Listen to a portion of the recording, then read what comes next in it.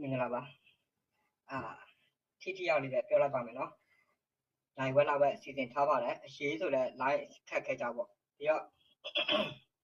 ဟုတ်တယ် cloud live တိုင်းလို့ရေးရှာလို့ရတယ်လို့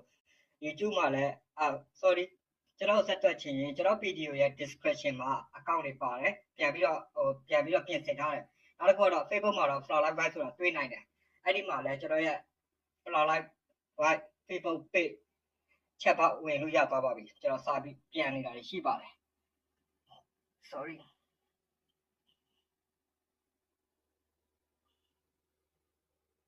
ဟုတ်ကဲ့မင်္ဂလာပါအားလုံးပဲအခုပြောချင်တာကအရေးကြီးပါတယ်ဒါ10မိနစ်လောက်ကအကျိုးကြောင့်ပြောပြတာနော်အရေးကြီးတဲ့ဆိုတာက use for new ဆိုတာကအသုံးဝင်တဲ့တစ်ခါတည်းပြီးစားသုံးနိုင်တဲ့သတင်းပေါ့ဗျာသတင်းတော့သတင်းပဲဒါပေမဲ့မတူပါဘူးသတင်းရဲ့ကျွန်တော်တို့လက်ခံစားသုံးရမယ့်ဟာကိုကျွန်တော်နောက်ကမှတိကျချသုံးသပ်အတည်ပြု cross check ဆိုပြီးတော့ဒါ double data proof တွေနဲ့ကာထားပြီးမှပြောပြတဲ့ဟာမို့လို့ခိုင်ခိုင်မာမာစားသုံးလို့ရအောင်ကြိုးစားထားတယ်အဲ့ဒါမျိုးကိုမနေ့ပိုင်းမှာတစ်ခါပေါ့မနေ့ပိုင်းဆိုတာဒီနေ့လက်လာပေါ့17နာရီလောက်မှတစ်ခါညပိုင်းမှာတစ်ခါအဲ့ဒါကနောက်ကွက်ကနက်နက်ရှာရှာသုံးသပ်ချက်မဟုတ်ပေမဲ့ကျွန်တော်တို့တွေစားသုံးဖို့လိုအပ်တဲ့အပေါ်ယံမဟုတ်တဲ့သတင်းသုံးသပ်ချက်ကိုပြောပြတာနိုင်ဝဲစီလာပေါ့ဒါဟာဒီညမှာမေးခဲ့တဲ့ဟာကိုလည်းမနေ့မှဖြေလို့ရတာပေါ့ဗျာနော်အဲ့လိုမျိုးစီစဉ်ထားတယ်ဒီအခု9မိနစ်လောက်ရှိပြီအစအဆုံးလောကတန်ဖို့အပြည့်ပေးနိုင်အောင်ကြိုးစားထားပါတယ်ပြီးတော့ပထမဦးဆုံးပြောချင်တာကသတင်းတွေကတော့အစုံပဲပေါ့ဗျာကြောက်ကြီးတို့ပဲခိုးတိုင်းမှာနေတဲ့ဒါအရာ30နီးပါးလောက်ဒါတပ်ဖြတ်ခံသေးတယ်ဒါဆေးရဇဝမှုကျူးလွန်တာပေါ့ပြီးတော့ဖမ်းဆီးခံရတဲ့လူတွေလည်းပြန်လွတ်လာပြီလို့ကြားပါတယ်နော်တရားကျော်တော့ဥစ္စာလည်းဒါစစ်တပ်ကညာလေးပင်မှာပေါ့နောက်တစ်ခုကဒီသတင်းကတော့အားလုံးသိပြီးသားဆိုတော့အသေးစိတ်မပြောတော့ပါဘူးငန်းတလေးတိုင်းနဲ့ပြန်ပါသွားပြီတကောင်းမှာဟုတ်ကဲ့ပါခင်ဗျာမင်္ဂလာပါပထမဦးဆုံးဒီကနေ့အဓိကကြည့်ရမှာကတိုင်းရင်းသားဒေသတွေနဲ့ထိစပ်တဲ့မြေတွေနဲ့အညာပြည်သူတွေကတိမ်မင်းသမန်လမ်းပေါ်မှာရှောင်းနေရတာဗျ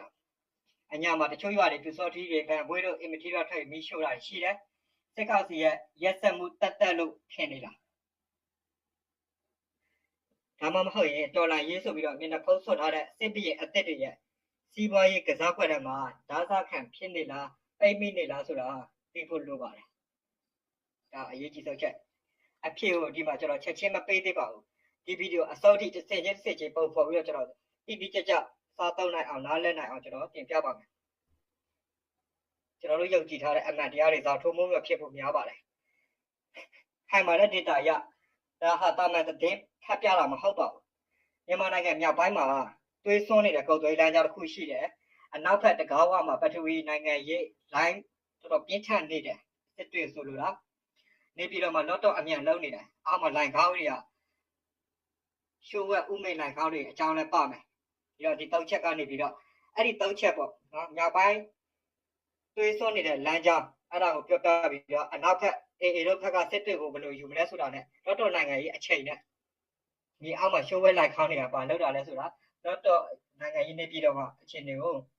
အဲ့3ခုကလုံးဝမတက်ဆိုင်ဘူးလို့ထင်ရပေမဲ့တကယ်ကဆက်နေတဲ့အရာတစ်ခုရှိတယ်အဲ့ဒါကိုဘာလဲဆိုတာကိုကျွန်တော်ပြောပြမယ်နံပါတ်1ကအညာမှာက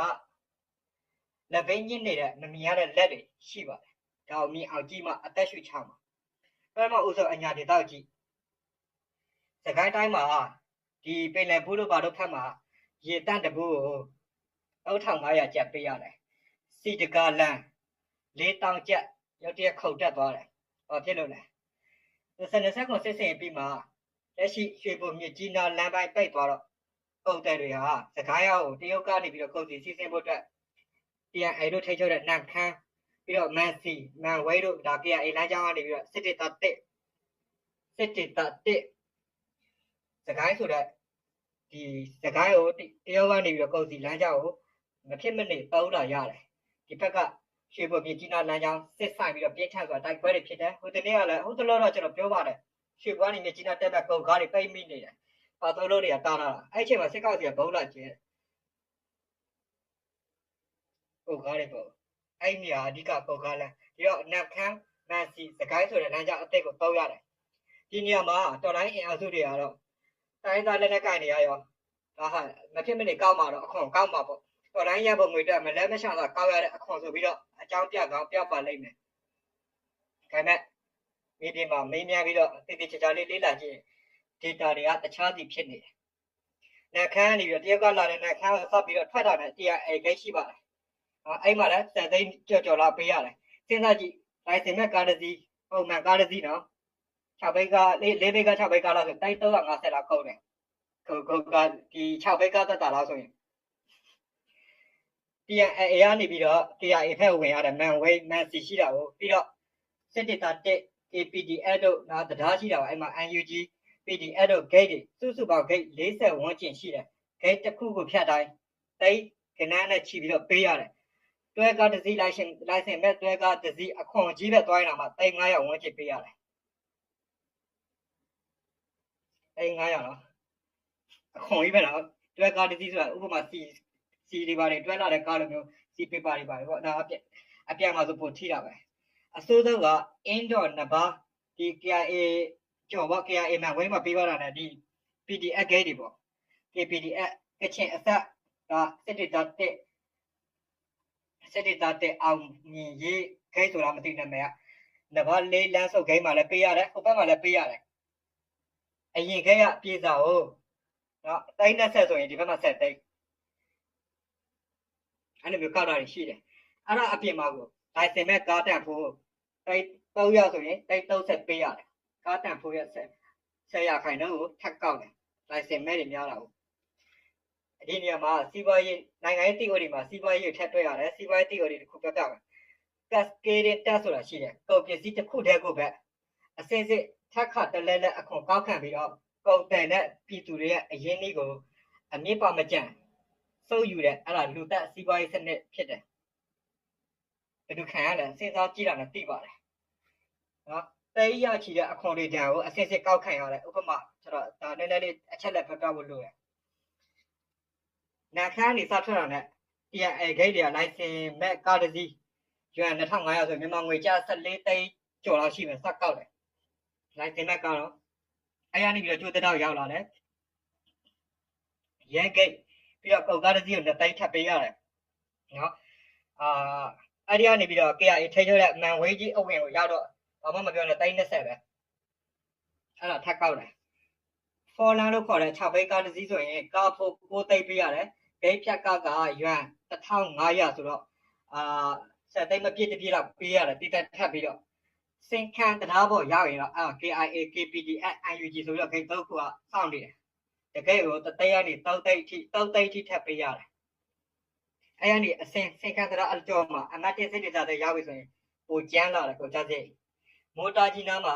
ရန်ပုံငွေဂိတ်ဆိုပြီးတော့license မဲ့ကောက်ကားတစ်စီးနဲ့လာတယ်ဆိုရင်ပါမန်လုပ်ငန်းရှင်ဆိုရင်16သိန်းဘဖိုတို့ဘာတို့နဲ့ဒါနောက်ကွက်မှာအချိတ်ဆက်ရှိရင်10သိန်းအနည်းဆုံးလောက6သိန်းတွေပါရှော့တောင်းလို့မရဘူးအစိုးစောက73စီကားတွေပဲစီပေပါနေရာလောက်ပါတဲ့တွဲကားတစ်စီးဆိုရင်တစ်ပေပါကို3သိန်းအထိကောက်တဲ့အတွက်ကြောင့်ကားတစ်စီးကိုနော်အခွန်ကြီးပဲ3,900ဝန်းကျင်ပေးနေရတယ်အင်းတော့မင်းလက်ဂိတ်မှာရွှေမျိုးပစ္စည်းတွေပါလာမယ်ကော်စောလိတ်တွေပါလာတဲ့ကားဆိုရင်30ပဲနော်ဟိုဘက်ကစစ်ဖြစ်နေရင်ဒီဘက်ကရတဲ့အခွန်ကကြောက်ကမန်းလေးလေးနဘာလေးလမ်းဆိုခုနပြောတဲ့ဥစ္စာပါဆိုရင်အဲ့ဒီဟိုဘက်က KIA ပြီးသွားတဲ့အချိန်မှာစစ်ဒေတာတစ် NUG PDF gate ဒီဘက်မှာလည်းထပ်ကောက်တယ်ပြည်စာရဲ့20ရာခိုင်နှုန်းထပ်တောင်းတယ်ကားတန်ဖို့ရဲ့10ရာခိုင်နှုန်းထပ်ကောက်တယ်ခုနပြောသလိုပေါ့အဲ့ဒါဟာအင်းတော့ဘမ်းမောက်ပင်လယ်ဘူးနောက်ထပ် gate တေးလေးလေး3သိန်းလောက်ပေးရတဲ့ gate လေးတွေ10ခုလောက်ဖြတ်ပြီးမှအညာကိုပုံပစ္စည်းတွေရောက်တယ်စဉ်းစားကြည့်ဘယ်စည်းတွေဖြစ်ကုန်မလဲနော်ပေးရတဲ့အခွန်တိုင်းဟာတက်ရောက်မှုဟာပြည်သူတွေစီကိုတိုက်ရိုက်သွားပြီးတော့ comment တယ်ပင်လယ်ဘူးမှာအညာအထက်ပိုင်းကုန်စည်တော့ကနှစ်ဆဖြစ်သွားတယ်3500တန်အချိုကြီးက9500ပေးရတယ်4000တန်စေးလိတ်ဘူးက12000ဖြစ်သွားတယ်တရုတ်ဘက်ကရေတပ်6ဘူးပါတကယ်ဆိုရင်3500နဲ့ဝယ်လာတယ်ဒီဘက်အညာရောက်တော့ရေတပ်တဘူးတဲ့တင်3500ကျပ်ဖြစ်သွားတယ်စဉ်းစားကြည့်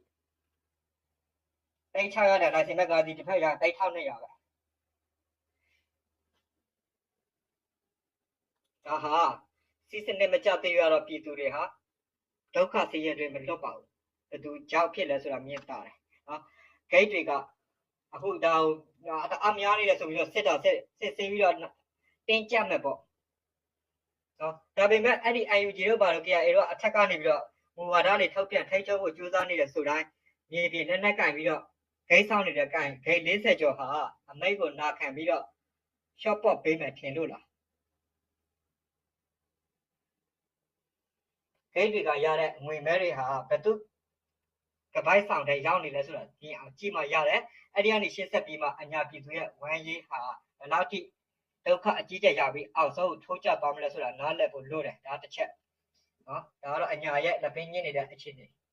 ကြုံဖူးတဲ့လူတွေသိမှာပါမိုင်းလည်းရေးခဲ့ပါပြည်သူတွေဘက်ကနေခံစားနေရတဲ့အခြေအနေတွေ comment မှာရေးခဲ့ပါကျွန်တော်ပြောတာမိုင်းလည်းကျွန်တော်ပြန်ထောက်ပြလို့ရတယ်နံပါတ်2ကတော့စစ်တွေနဲ့ပထဝီနိုင်ငံရေးစစ်တူရင်ခုံဒါကတော့လက်ရှိတိုင်းနေတဲ့စစ်တွေရွှေမင်းကန်တို့ဘာလို့ရှိမှာပေါ့ဗျာဒါကတော့စစ်ရေးဒါပေမဲ့အဲ့ဒီခါလဲတော်တော်လေးကိုအကွက်မိုက်တယ်ဘာဖြစ်လဲဆိုရင်ဒီဘက်ကလော့တော်နိုင်ငံရေးတရုတ်အခင်းချင်းနိုင်ငံရေးစကားတွေခင်းလာပြီနိုင်ငံရေးနေတဲ့ညီတော်နဲ့ပြောတော့မှဆိုတော့မှလုံနေတဲ့အခြေအနေမှာအေရဲ့ကွက်တိရောက်လာတဲ့စစ်တွေဟာစစ်ရေးနဲ့ယူမလားနိုင်ငံရေးနဲ့ယူမလားစဉ်းစားကြည့်အကွက်တအားလာပါတယ်ပြောတော့ကြည့်အောင်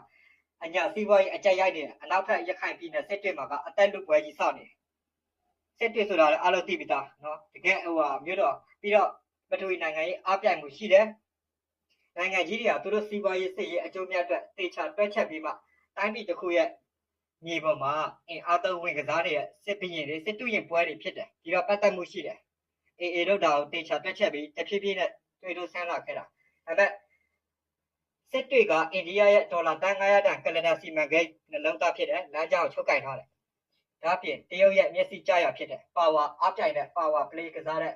power balance အေတော့ထဲရမှာ power play ကစားနေရ proxy ပုံစံမျိုးဖြစ်သွားနိုင်တဲ့တစ်ချက်မှအိန္ဒိယကပြောထားတာ2029မှာကလတန်ကိုပြန်လက်ပတ်ချင်တာကိုအလုပ်သိတယ်အဲ့တော့လမ်းကြောင်းတွေကအေတို့ပလဝကနေစပြီးဒီချိစစ်တွေတွေကထိထားပြီးတာစစ်တွေကိုရဖို့ကြံတာပေါ့အေထိချုပ်ထားတဲ့လမ်းကြောင်းနဲ့တင်ပဲဒါဟာစကားပြောလို့ရတဲ့အဆင့်ပြီးလောက်လာတာစစ်တပ်ကတော့အခြေအနေအသိပြီးတော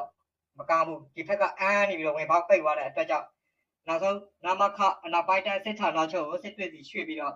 ့ဒါကားစားတွေနဲ့တပ်စခန်းအငယ်တွေဆက်ခုတော့ခင်းထားတယ်ပြည်သူကိုဒါသခန်းပုံစံမျိုးကာထားပေးမယ်မြေပြန့်ရင်ဖြစ်နေတော့နည်းနည်းတော့ဝင်ရတိုးရခက်မယ်နောက်တစ်ခုကရုရှားနဲ့တွဲပြီးတော့ကန်တက်စစ်စင်ရေးတွေလုပ်ဖို့လည်းပြင်နေတာရှိတယ်အေတို့ကလည်းအဲ့ဒါကိုသိပြီးသားပါပဲပြီးတော့အေဟာတလားကိုတစ်မျိုးလုံးတိတ်လာနိုင်တဲ့အချိန်ကိုဒီစစ်တွေတို့ကြောက်ဖြူတို့မှာကစားနေတဲ့အခင်းကျင်းဟာသွေးတို့လည်းဆန်းတယ်တိုင်ဝမ်ဝိုင်းတယ်ရေတက်စခန်းတိုင်းတယ်ဖြူခါတွေအမျိုးစုံခင်းပြီးတော့ ARD ဖက်လို့လုံးနိုင်ရေကန်ဖက်လို့လုံးမကွေးလို့လုံးကပါစာလေးလို့ချိန်ပြီးတော့ကစားလာတာပဲလေပြီးတော့အသေးစိတ်တော့မပြောတော့ပါဘူးစစ်တွေကြောက်ဝိုင်းမြန်မာနိုင်ငံကဖွဲ့စည်းပုံလည်းပြတ်တယ်တော်လာရေးရဲ့ဖွဲ့စည်းပုံလည်းပြတ်တယ်ဖက်ဒရယ်လားကွန်ဖက်ဒရယ်လားအဲ့ဒါတွေသိဖို့လိုတာဟုတ်ပြီးတော့ရခိုင်အုပ်ချုပ်ရေးမှလည်းသွားလိုက်တယ်နောက်ပင်လယ်ထွက်ပေါက်အနောက်တကားလည်းပြိုးတယ်ပြီးတော့အေတို့ကရောက်သွားရင်စစ်တပ်ကရခိုင်အုပ်ချုပ်ရေးရတဲ့တစ်ခုလုံးပြိုကျသွားမယ်မြေပုံဒီလိုလေးဖြစ်သွားမယ်အခုမှမြန်မာနိုင်ငံလာချမ်းဖြစ်မှာအေတို့တိတ်လိုက်မှာဒီတော့အသိခံကောက်ွယ်ဖို့ကလည်းများပါတယ်ရှင်းရှင်းပြောရင်တော့ရတဲ့ဒီနဲ့တော့ကောက်ွယ်မှာပဲဟုတ်ကြီးကြီးလေးပြင်ထားလဲဆိုတော့လည်းသိတာပဲပြည်သူလည်းဓာတ်ခံထုတ်ထားတာအဲ့လိုသိတယ်စစ်တွေ့အေတော့တိုက်နေတဲ့အချိန်မှာသူလည်းဒီ period victory လို့ကျွန်တော်ပြောခဲ့ပါတယ်ကျိုးပြက်ကြည့်မွားပြီးတော့မြို့အဆုပ်ယူလိုက်ဆိုရင်ပေးလိုက်တယ်ပြဿနာပြန်လဲဒီစားရဲ့ကာလမှာဒုက္ခကြီးကြီးရောက်မှာလေအဲ့တော့အေကစနစ်တကျနဲ့ဝင်တာပေါ့ဒါတွေကတော့အသေးစိတ်မပြောတော့ဘူးဒီတော့စစ်တွေကိုအေဘယ်လိုထိုးဖောက်မလဲဆိုတာထက်ပိုပြီးစိတ်ဝင်စားတာကနိုင်ငံတကာအကျိုးစီးပွားတွေကြားထဲမှာနှစ်ဖက်အမှတ်ကပြင်းတော့မဲ့အခြေအနေမှာစစ်တွေကပြကျသွားရင်လည်းအေတို့တက်ဖို့မရှိဒီတော့လက်ရှိရောက်လာတဲ့အချိန်ကာလပြန်ကြည့်တော့တော်နိုင်ငံရေးကဏ္ဍနောက်လောက်မှစပြီတရုတ်ကိုစကားပြောဖို့အတွက်ဘာသာလိုတယ်လို့ရအောင်ပြောပြီးတော့အင်္ဂါကျိုးဒါလာတာလဲတိမ့်မဲ့ဆိုတဲ့အတိုင်းပဲပြနိုင်ငံရေးအပေးယူတစ်ခုနဲ့တိမ့်မလားဆိုတာကကိုစိတ်ဝင်စားစရာကောင်းတဲ့အခင်းချင်းဖြစ်တယ် right စစ်ရေးထက်ဆိုင်ရင်ပြည်ပြင်းစွာလက်ပြောင်းလက်လွဲရယူခြင်းနဲ့စစ်အရှိန်ရပ်တန့်ခြင်းနဲ့လဲလိုက်တာမျိုးဖြစ်သွားနိုင်ပါတယ်ဒါထင်မြင်ချက်ပဲကျွန်တော်အသေးစိတ်မသုံးသပ်သေးဘူးအပေါ်ရလာပဲပြောခဲ့တာဒါဟာ useful နေယူဖြစ်တဲ့အတွက်ကြောင့်ပြည်သူတွေစားသုံးဖို့လိုအပ်တဲ့အချက်တွေကိုထည့်ပြတာတကယ်တော့သုံးသပ်မယ်ဆိုရင်တော့scenario thinking နေတဲ့ what if analyst တွေနဲ့ set thinking ဟန်တွေပါထည့်ရမှာဆိုတော့ရှောက်သွားလိမ့်မယ်အောက်ချက်ဆွဲလို့ရတယ် data နည်းနည်းလို့တာပေါ့ဒီတော့ကိုတကားကိစ္စတွေရှောက်တာ data တွေပြောက်တယ် ဘာတောက်ချက်ကအလဲရောက်လာပြီစစ်ကောက်စီနေပြီးတော့သူကလွတ်တော်အမြတ်တီဆောက်နေတာငယ်လျင်ပြန်ကကြားထဲကနေပြီးတော့ဘာလို့ဆိုရင်အစိုးရဖွဲ့လွတ်တော်မရှိရင်လည်းမရဘူးဥမိတ်နိုင်ကောင်းတွေရှိတဲ့လွတ်တော်အသက်စိတ်ဝင်စားစရာကောင်းတယ်အတွင်းမှာပါနေတယ်အညာမှာပြည်သူတွေငတ်မော့နေတဲ့ရခိုင်မှာလည်းတော့စစ်တမ်းတိတ်ပြီးတော့တက်တဲ့ကြားမှာရုပ်ကတိုက်ခိုက်နေတယ်အဲ့ဒီချိန်မှာနေပြီးတော့မှစစ်ကောက်စီခေါင်းဆောင်ပိုင်းတွေဘာလုပ်နေလဲဆိုတော့အဲ့လူရှူတာလို့လည်းမရဘူးပြန်သူဆိုတော့တိဖို့လို့တယ်2025မှာလောက်ခဲ့တဲ့ငလျင်ကြောင့်ပျက်စီးသွားတဲ့လော့တော်ကိုအဓိကပြန်လည်ပြီးတော့လောက်တာကခရိုနီတထေးကြီးဦးအောက်ကိုဝင်းစီကနေငွေညစ်တယ်နော်နေ30လောက်ကြောက်ဖို့ရခရိုနီဦးဖြိုးကိုတက်ဆန်းတာသူတို့နဲ့ပါပြီးအသက်အပြန်ပြင်းတယ်သူတို့လည်းရမှာပဲသူတို့ရတဲ့ဆိုတာကသူတို့ပိုင်တဲ့စီးပွားရေးလုပ်ငန်းတွေလည်းအောင်မြင်စွာရှင်းသခွင့်ရမှာပေါ့ဒါဟာပတ်သက်ကြောင်ဒီတော့အော်စရာအကောင်းဆုံးကအဲ့လော့တော်အောက်မှာစစ်ကားတစ်စီးကောင်းမောင်းလို့ရတဲ့ရှိုးဝဲဥမိတ်လိုက်ခေါင်းကြီးတွေရှိနေတယ်လို့ BBC မှာရေးထားတာရှိတယ်ကျွန်တော်တို့တွေအစကတည်းကသိခဲ့ပြီးသားဒါဟာပါလေ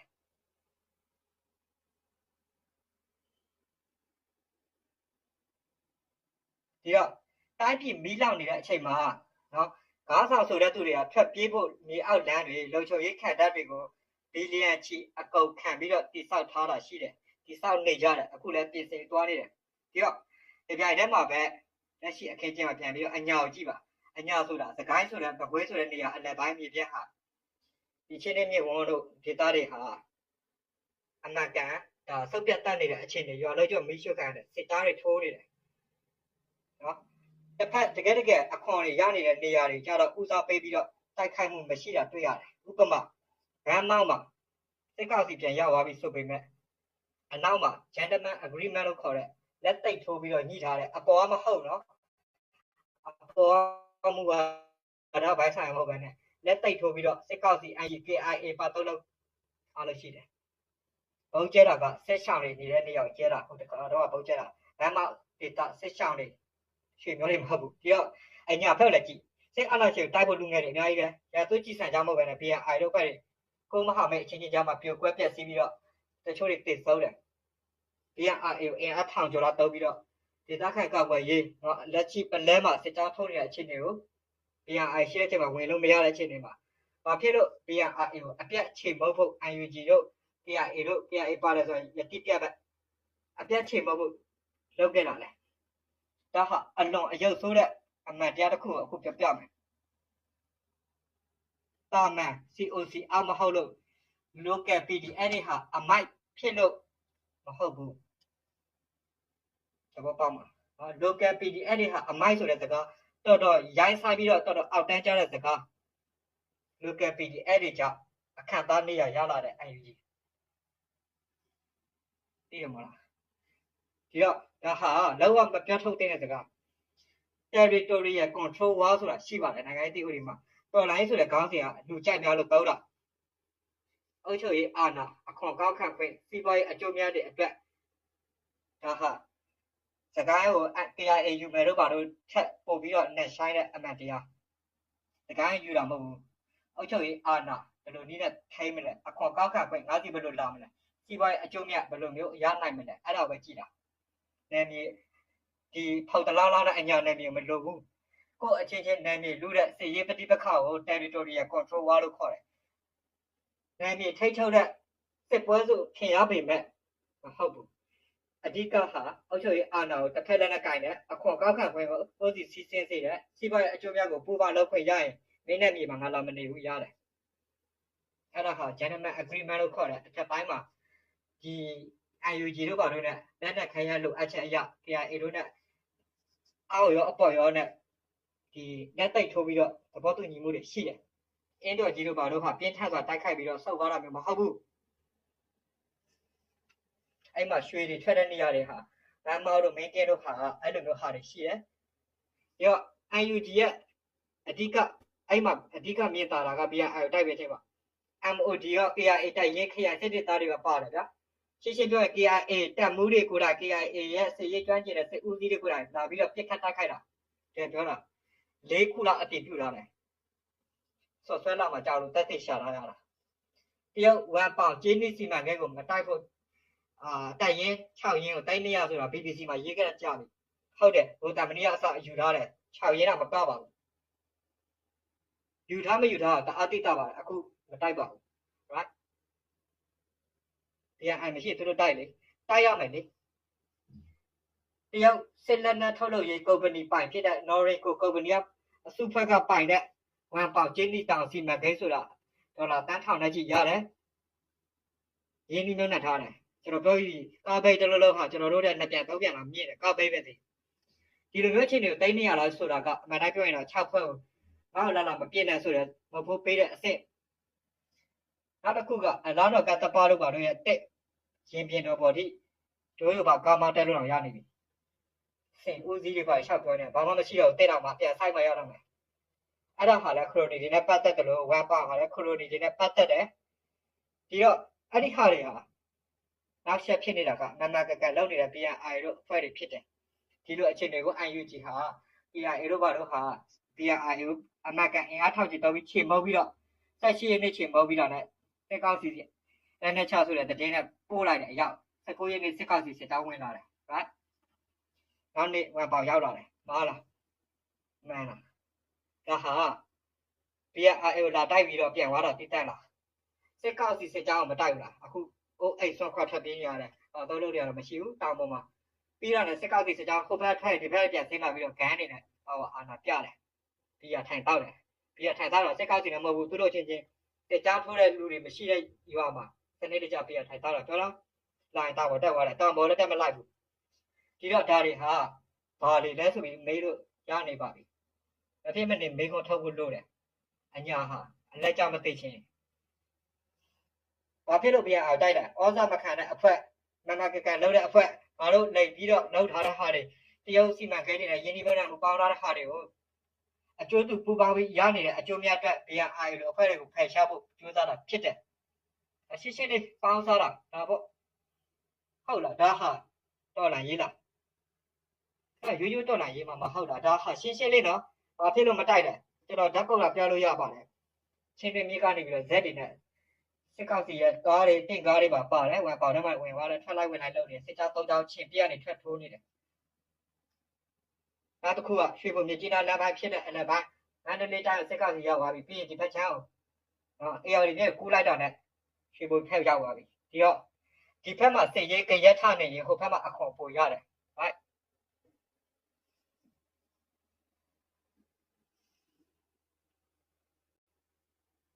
တွဲကားတစ်စီး300လောက်ကုန်တယ်အခွန်ကြီးပဲကိုစီကား BBC မှာလည်းရေးထားသေးတယ်သွားကြည့်ကြည့်ဦးမင်းလားကျွန်တော်ပြောတာရှင်းရှင်းလေးပဲနော်ရင်တက်ဖို့လုပ်ပါတယ်အဲ့လောက်ဒီမမြင်လဲဟိုလက်ချိုင်းငါဟာဘလို့ကြောက်ဘလို့တော့ခံရရလဲဆိုတာမသိလဲနေလိုက်မယ်ဒါဟာအာရိုးရှင်းတဲ့ပေါ်လွင်နေတဲ့အကွက်ထဲကိုကျွန်တော်နေတိုင်းပြောခဲ့တာဝင်လာပြီဒီတော့နိုင်ငံရေးဆိုတာအကျိုးများတဲ့အာဏာအတွက်ကိုပြည်သူကိုချနေပြီးရန်သူပဲဖြစ်ဖြစ်ခရိုနီပဲဖြစ်ဖြစ်အောက်ကွက်မှာအကျိုးများကိုသာကြည့်တဲ့ရှိုးဝက်ပူပေါင်းကြံစီပြီးတော့ BNI ဖြိုတဲ့လောက်ရဖြစ်တယ်ငင်းနိုင်လားပြီးတော့နံပါတ်၄ချက်ကတော့အဲ့လိုဖြစ်တော့ပါဖြစ်တယ်တေချာတော့ဗော COC တွေကခေါင်းဆောင်မှုဗျမ်းပဒတွေရောမိတောက်ကြားမှာတောင်မြိုင်းနေတဲ့လူငယ်တွေအချက်လက်တွေပြောခဲ့တာချိတ်ဆက်ကြည့်လိုက်နေပြီးတော့လိုက်ခေါင်းတွေပေါ်လှုပ်ထားပါတယ်ဒါဟာထပ်ပါရှာလာတာပုံသွေးလာ cascading test လို့ခေါ်တဲ့အခွန်စာတို့ဒီက gate ဒီပိုင်းဟိုဘက် gate ကိုလွတ်တော့ဆိုချက်လာပြရတဝက်ပေး UNG gate တစ်ခုတည်းပါနေနော်အညာမှာ war economy လို့ခေါ်တဲ့ဝါပေါစီးပွားရေးတက်ခိုးထုတ်အခွန်ကောက်ဒါတွေဟာအခုမှဖြစ်တာမဟုတ်ဘူးတမိုင်းအဆက်ဆက်ခက်အဆက်ဆက်မှာရောယနေ့ဒီချိန်ဒီထိတိုင်းပြည်ကောင်းဆောင်တွေကညံ့ပြင်းတာတစ်ဖက်ကတော့လာရေးသမားတွေလည်းဒီလိုပဲပေါင်းပြီးတော့စီးပွားရေးလှုပ်ရှားတဲ့အခြေအနေပေါ်မှာဂန်းဥသာကင်ပြထားတာကိုအကျိုးရှာမှုနဲ့ကိုအကျိုးစီးပွားအတွက်နော်ပြည်သူနဲ့ဒေသတွေရဲ့ပျက်စီးမှုကိုမျက်ကွယ်ပြုထားတဲ့ပြရုပ်တွေတစ်ခါပြန်ပြီးတော့ရောက်လာပြန်ပြီစစ်တပ်ပြည်သူရွာတွေမိရှို့နေတယ်ကျွန်တော်ပြောပြီးတအားပူတဲ့အဲ့ညမှာနော်လဲလေးနဲ့စစ်ပေးချောင်ရတဲ့တက်ပင်အောင်မှာအိပ်ရတယ်ခုထိမပြန်သေးဘူးဒီတစ်ခါစစ်ချောင်ရတာအကြဆုံးပဲဆိုတာလည်းကျွန်တော်ပြောခဲ့တယ်BNIရှိတော့2နှစ်ရှိပြီစစ်မချောင်ရတာဘာလုပ်တာလဲဆိုတာမေးလို့ရပြီလို့တော့ထင်ပါတယ်အများလူတွေကတော့ဒီတော့ဒါတွေအကုန်လုံးကိုတချို့ခေါင်းဆောင်တွေကြော်လိုက်ခေါင်းဆောင်တွေကနောက်ကနေထိုင်ကြည့်ပြီးတော့မင်းတို့တေးချင်းတေး ဒီနေ့အခွန်ကောက်တဲ့ငွေဝေစုဘယ်လောက်ရတယ်ဒါပဲစိတ်ဝင်စားတယ်ကနပေါက်ဆက်ပဲလို့တယ်မင်းတို့သိတဲ့အသက်ဘာလို့စိတ်ဝင်စားဘူးပြီးတော့စိတ်ကြတော့ကြာတော့မရပါဘူးဒီဟာကတော်တော်လေးကိုပဲခက်ခဲနဲ့ဖြတ်တန်းမှအခြေအနေပဲပေါင်းဆိုကဒီလိုမျိုးဟာကျွန်တော်တို့ကဘာမှမရတာဒီလိုမျိုးဟာပေါ်မှာအကျိုးစီးပွားတွေချမ်းသာမှုတွေဆုံးရှုံးခံပြီးတော့နော်ဒီဘက်ကရွှေဘုံမြေကြီးနားလမ်းစစ်ဘေးမသိမစေနဲ့ဆိုပြီးတော့ဟိုဘက်လမ်းကိုအခွန်ကောက်ပြီးတော့ short ချပေးမှမျိုးတော့မရှိပါဘူးပြည်သူတွေကတော့ခံပေါ့ဗျာအခုပဲ3ဆလောက်ဖြစ်ပြီးရေတန်ဘူးကဆောက်ပြီးတော့ဒီလိုအကြီးတန်းတဲ့နိုင်ငံရဲ့ကစားပွဲကိုမသိဘဲနဲ့ပေါင်းပြီးတော့ဒိန်တာတွေညီပိတ်ညီပေါ်တွေဆိုတော့အလကားခေါ်တာတော့မဟုတ်ဘူးခင်ဗျားတို့ဟာလွန်လုံးအကြီးသွားပြီဒါဟာလူတတ်မှုတွေမဒိတ်ကျင်းမှုတွေရန်ပုံငွေရန်ပုံငွေခိုးယူတုံးဆွဲမှုတွေကိုမပြောတော့သေးဘူးနော်ဒီတော့အဲ့လိုကစားပွဲတွေအောက်တန်းကြတဲ့အာဏာလူပွဲတွေကြားထဲမှာတော့မှအကျိုးများမှမမျှော်လင့်တဲ့ဂျန်ဇက်တွေကိုအတက်ကိုဖက်ရွက်လို့သဘောထားပြီးတော့အသေးခံတိုက်ရဲ့ရှေ့တန်းမှာရန်သူရင်ဆိုင်နေတဲ့ဒီနေ့ခေတ်လူငယ်တွေကဒါတွေကိုပြန်စဉ်းစားဖို့လိုပြီငါတို့ကတိုက်မယ်ဆိုတာကြီးနဲ့ပဲသွားနေလို့မရဘူးဒါအဓိကပေးခြင်း message လူငယ်တွေရောမြေပြင်ရဲဘော်တွေရောဒါကိုစဉ်းစားဖို့လိုတယ်ခင်ဗျားတို့ရှေ့တန်းကတိုက်နေငါတို့ကြိုက်လေပဲဆိုတာအများကြီးပဲအဲ့ဒီရဲ့အားလည်းပဲမပြည့်စည်စေချင်ပါဘူးခင်ဗျားတို့ရဲ့မဆောက်မနေတဲ့ရုပ်ကံမှုဖိနှိပ်မှုမှန်တယ်များခေါင်းငုံမခံတာတွေနားလဲတယ်နေရာတိုင်းမှာတိုင်းနေတာသိတယ်အဲ့ဒီတော်လာစိတ်ဟာကျွန်တော်တို့တိုင်းပြည်ရဲ့တစ်ခုတည်းသောလူငယ်တွေရဲ့အပေါ်မှာထားတဲ့မျှော်လင့်ချက်ခေါင်းဆောင်ပိုင်းစစ်ကောင်ဆောင်တွေကလိုက်ခေါင်းတဲ့ပုံမဲ့ဒီဘက်ကခေါင်းဆောင်တွေကအကျိုးစီးပွားနဲ့ညှိမယ်ကျန်တာဖြစ်ချင်းဖြစ်ဆိုတဲ့အခြေအနေကိုလူငယ်တွေမြေပြင်ကရဲဘော်တွေဟာမစင်စားမဲ့ပဲနဲ့တော့အသက်တွေတွေးနေနဲ့ရင်းပြီးတော့တိုင်းပြည်ကိုကဲတင်ဖို့estimate ကြိုးစားနေလို့တော့မရဘူးဒါပေမဲ့အဲ့ဒီစိတ်ဓာတ်တော့လေးစားဖို့ကောင်းတယ်အဲ့ဒီလူငယ်တွေရဲ့စိတ်ဓာတ်ကိုလည်းဘယ်လိုနိုင်ငံရေးလက်ကွက်နဲ့မှတပ်ပြစ်လို့တော့မရဘူးဆိုတာဒီခေါင်းဆောင်တွေအားလုံးတစ်ဖက်ခေါင်းဆောင်တွေနော်သိသိချင်တယ်ဒီခေတ်လူငယ်တွေကငပိတ်တွေမဟုတ်ဘူးဒီခေတ် internet ခေတ်မှာအလွယ်တကူလိမ်ပြီးတော့အရင်အချိုးမျိုးနဲ့ချိုးလို့ရမယ်လို့တော့လွယ်ကူချိုးလို့ရမယ်လို့မထင်ဘူးဒီကနေကောက်ချုပ်ပြောချင်တာကရှေ့ဆက်ပါဖြစ်လာမလဲဆိုတာကွက်ကြည့်ရမှာဆိုရင်လွတ်လပ်တဲ့အဖွဲ့တွေကိုနော်မမကရက်တည်ရပြန်အဲ့လိုအဖွဲ့တွေကိုရှင်းလင်းပြီးတော့ညီစက်တွေကိုရှင်းလင်းပြီးတော့တခြားကိုအလိုင်းရမဟုတ်တဲ့ဟာတွေရှင်းလင်းပြီးတော့နိုင်ငံရေးအရာအကျိုးမြတ်ကိုယူနေမယ်ဆက်လုပ်နေမယ်ဆိုရင်အလက်ပိုင်းအညာဒေသဟာအဲ့ဒီအဖွဲ့တွေပြန်လာတဲ့အခါမှာလည်းပဲပရာစီဝါဖြစ်မှာပဲဂျားခံတိုက်ရမှာပဲကျိုးစီပါဂျားခံတိုင်းသားဂျားခံဟိုဘက်တိုင်းသားတွေမြေတော်မြောက်ပေးတဲ့အချိန်တွေမှာမင်းတို့ဗမာတွေအချင်းချင်းပဲချရမှာလားအခုကနားလည်ထားဖို့လိုတယ်စတေးခံရတာတော့ ACC ပဲမင်းတို့ဗမာတွေချင်းချင်းပဲဟမ်ရောအစမှကျွန်တော်မေးခဲ့တယ်မေးကောအညာမှာဒီနေ့ပြည်သူတွေရောရဲဘော်တွေကတော့ထားလိုက်တော့ဒါတော်နေသွားပြီပြည်သူတွေရောတင်မေးတမန်လမ်းကိုရှောက်နေရတာစစ်ကောက်စီရက်ဆက်မှုတက်ကြောက်ပဲလားဆိုတော့မေကောအဖြစ်ရှင်းပြီလားတော်ရှင်းသွားပါပြီနော်မြင်တော့ပါတယ်ဒီတော့လက်ရှိအညာဒေသကသွေးမြေချမှုတွေမတတ်မဆကုတ်ဈေးနှုတ်တွေနှွေပူမှာနော်အဲ့လည်းပြန်လို့မရတော့ဘူးတော့တစ်ပင်အောင်မှနေရတဲ့ဘဝတွေစစ်ကောက်စီရုံမှမှုတစ်ခုတည်းကြောင့်မဟုတ်ဘူးright ဒါဟာတော်လာရေးခေါင်းစဉ်တက်ထားပြီးတော့အခုချိန်ကြီးတက်ထားပြီးတော့အစိုးရဆိုပြီးတက်ဦးဆိုပြီးတော့ local PD အဲ့ဒီကအမိုက်ဆိုပြီးတော့အဝေးကနေပြီးတော့အဲ့ရနှုံမှာထားတော့လာတဲ့တိုင်းပေါ်အားချောင်တဲ့ကောင်တွေရဲ့စကားဒီပြင်မှာကကင်းစားရတယ်နေနဲ့ညနဲ့အလက်ကြအာနာနဲ့တယံဇာတာကိုကြိုးကိုက်ချင်နေတဲ့ခေါင်းဆောင်ကြီးတွေရဲ့ကိုကျိုးရှာကစားကွက်တွေစနစ်မကျတဲ့ကောက်ချင်ရကောက်တဲ့အခွန်ကောက်ခံမှုတွေဒါကိုကြိတ်မဲ့ပြီးထောက်ခံနေတဲ့ပံ့ပိုးနေတဲ့ diaspora တွေရောငွေကြေးထောက်ပံ့နေတဲ့ပြည်ပကကမ်ပိန်းလုပ်နေသူတွေရောခင်ဗျားတို့လည်းတူတူပဲတမိုင်းတရားခံတာပါတယ်ဆိုရင်မကောင်းတဲ့အဖွဲ့အစည်းကိုတာဝန်ခံမခိုင်းတဲ့အင်အားကြီးတဲ့ကြီးအောင်ခင်ဗျားတို့စုပ်ပြီးတော့မပေးနေတာအုံနောက်မရှိလို့နေပြီးတော့မှရှုံးဝဲလိုက်ကောင်မဆောက်လဲပဲခင်ဗျားတို့ညှိလိုက်တာလည်းပဲစစ်ကောက်စီဟာခင်ဗျားတို့အားလုံးရဲ့အပေါ်မှာကောင်စီဖွဲ့ထားပြီးသားပါလားဒူးဆွာထောက်လာတာစစ်ကောက်စီအောက်ကိုညှိဖို့ဆိုတာကဒီတော့စစ်အာဏာရှင်စနစ်ဟောင်းသွားပြီးတော့ပေါင်းတာဟာ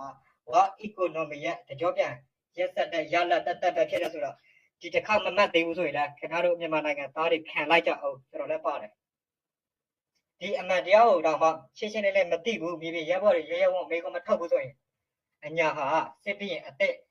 နော်9နှစ်သားလေးတွေရဲ့စိတ်ကြိုက်ဖိနှိပ်ရဲစက်မှုအောက်မှာအမျိုးသမီးတွေလည်းမတိတ်ကျင့်ခံရမယ်လူငယ်တွေလည်းမိသားစုတွေလည်းအိုးအိမ်တွေလည်းအားလုံးယူရမယ်နော်စော်ထက်သမီးနဲ့စော်ထက်မိန်းမနဲ့ကလေးဖေဖော်ဝါရီ19မှာကလေးကအညာဒူဘိုင်းပို့ထားတယ်နော်အညာဒူဘိုင်းပို့ထားတဲ့နေရာတော့မပြောလိုက်အောင်မယ်နော်ခင်ဗျားတို့ဟာအညာဒူဘိုင်းဆိုတာသိမှာပါဒါလက်ရလို့ဒါပေါက်ပလက်ပအဖဆိုတဲ့သားနဲ့မယားဟာပေါက်နဲ့လက်ပတ်တို့ကြေးရွာရေနံမော်ရောက်နေတာဖေဖော်ဝါရီ19ကလေးကအညာဒူဘိုင်းရေနံမော်ရောက်နေပြီဆိုတာသတင်းတိကျရတယ်ဇော်ညီနာဆိုင်ကအဖို့ပစ္စည်းဆက်ဖို့ပစ္စည်းရောင်းဝယ်လုပ်နေတဲ့အဲ့ဒါဟာဇော်ထက်နဲ့ညီကိုဝမ်းခွဲတော်တဲ့သူတန်းစင်တို့ဆိုင်ဖြစ်တယ်ဖေဖော်ဝါရီ19ရက်နေ့လက်ခင်းမှာရောက်နေတယ်လို့အတိအကျရထားတဲ့သတင်းကြားပြီနော် DNI တိုက်တဲ့ချိန်ကဒီတော့ပြန်ပြီးတော့ချုပ်ရမယ်ဆိုရင်နော်အများတော့အလော့ဆောင်ခိုင်းတယ်အညာဒူဘိုင်းထဲမှာဘိုင်းပတိတာကာထားတဲ့ရေနံမော်ကြားထဲမှာဒီတော့သိသိချင်တာကဒီလိုမျိုးအခြေအနေနော်ရဲဝံ့မေးခွန်းထုတ်ရမယ်စစ်ပြီးရင်အတိတ်တွေရဲ့အုံနောက်မရှိတဲ့ဖိနှိပ်မှုအခုလိုမျိုးသူ့မိမနဲ့ခလေးကြတော့ရှောင်ခိုင်းထားပြီးတော့လှုပ်ချင်ရလှုပ်နေတဲ့အသိခံနေရုပ်တွေဒါတော့သူတို့ကအင်အားတကြီးနဲ့တိုက်တဲ့ကောင်တွေနော်BNI ပြန်တိုက်တာမျိုးခံရမှာကြောက်လို့စိုးရိမ်ပြီးကြိုပို့လာတာတိတက်လိုက်တာကျန်တဲ့ကောင်တွေကသိချင်းသေးပေါ့မိမနဲ့နှစ်ရွက်ကလေးတွေကတော့ဖမ်းလာတာပေါ့ခင်ဗျားတို့တွေကဝတ်လိုက်မယ်ဒီတော့ပြောချင်တာကကျွန်တော်ညီတွေကြောင့်ဒီရဲဘော်တွေလည်းဖြစ်တယ်တခြားပြည်သူတွေလည်းပြောချင်တာကရန်သူအစ်စ်ဟာဘသူလဲရှေ့တန်းမှာရှိတဲ့ရန်သူလားနောက်မှဓာတ်နဲ့ထိုးနေတဲ့ကိုကျွေးချစနစ်စိုးကြီးလားမသိဘူးဆိုရင် BNI လိုမျိုးအလက်ပိုးစီရောက်လာနိုင်တယ်အဲ့ဒီမိကုန်းအဖြစ်ကိုခင်ဗျားတို့ရဲဘော်တွေကိုယ်တိုင်စဉ်းစားဖို့စောက်ဖြတ်ဖို့ကျွန်တော်ခြံထားခဲ့မယ်နောက်နေ့မှပြန်တွေ့မယ်နော်ဒီပြင်ပြချက်ကိုသဘောကျမယ်လို့လည်းထင်ပါတယ်အဓိကအချက်တွေနဲ့ခိုင်မာတဲ့ data တွေကိုကျွန်တော်ဆန်းစစ်ပြီးမှအစဉ်ချင်းတောက်တက်လာပြီးတော့မိကုန်းထုတ်ပြီးတောက်တက်တင်ပြသွားတာဖြစ်တယ်စောက်တောက်ပြီးတော့စင်ချင်းရုပ်ပါပဲဒါဟာအခြေခံနိုင်ငံရေးအသီးသားရှိတဲ့လူတွေအတွက်ရည်ရွယ်ပေမဲ့နိုင်ငံရေးကောင်းကောင်းနားလည်ထားတဲ့နေ့စဉ်အိမ်စာကျင်နေတဲ့လူတွေအတွက်တော့ထပ်ပြီးတော့ပြောဆိုတန်ကြားတာပေါ့ဗျာဒါပေမဲ့ပုံမှန်မတိဖြစ်တဲ့လူတွေအတွက်တော့စောက်တော့ပြီးတော့ဆင်ချင်ရုံပါပဲကျေးဇူးတင်ပါတယ်ကျင်းနေမယ်လို့လည်းထင်ပါတယ်ဒီလောက်ပါပဲနောက်နေ့မနေ့မှပြန်တွေ့ရအောင်နော်ဆရာတက်က like YouTube မှာရှိရစော်ရှိတာတော့မေးအောင်မယ်သွားနောက်အောင်မယ်သူလည်းသူကတော့မကြည့်ပြရှင်နဲ့ကြိုင်ပါလေသိရမလားမကြည့်ပြရှင်ကကင်ဆာအဆင့်တောက်လာလေးတော့မသိဘူးသပင်တူညက်လိုက်တယ်ဆရာတက်ကကင်ဆာအဆင့်ဘယ်လောက်လဲမသိဘူးသပင်sorry ကတော့စလာနော်ဒီကပါပဲမပြောရတာတော်တော်စလာ